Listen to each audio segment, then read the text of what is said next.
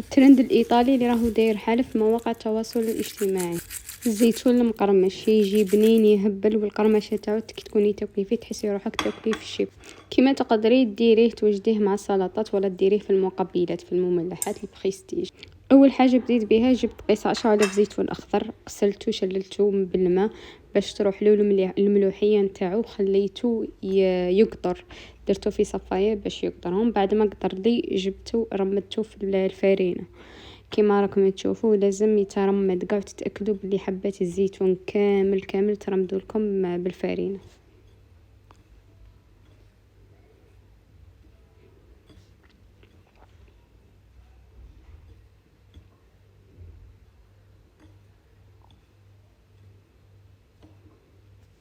بعد ما تاكدت باللي كاع راه ترمد لي بالفارينه، رحت رمدته في حاجه حبابيط كسرتها وخلطتها عادي، ومن بعد ضفت لها هذاك الزيتون اللي كنت رمدته في الفارينه. ونفس الطريقه لازم تتاكدوا باللي الزيتون تاعكم كامل ترون بهذاك البيض.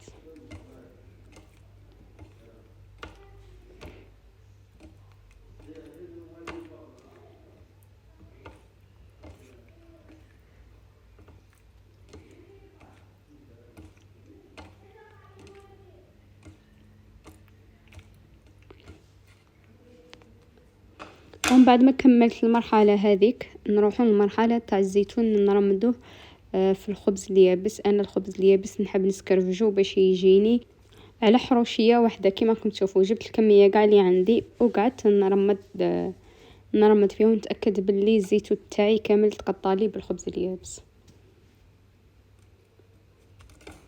بهذه الطريقه.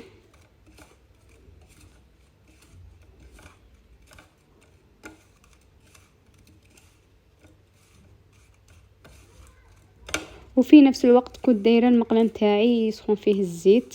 لازم يكون الزيت تاعنا طابخ باش كي نلوحو هذاك الحبه تاع الزيتون يدير لي القشره الفوقانيه ويولي لي مقرمش.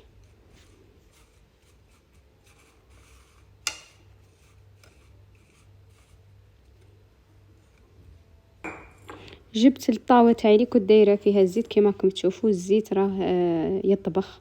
بديت نلوح في الكميه نتاعي تاع الزيتون،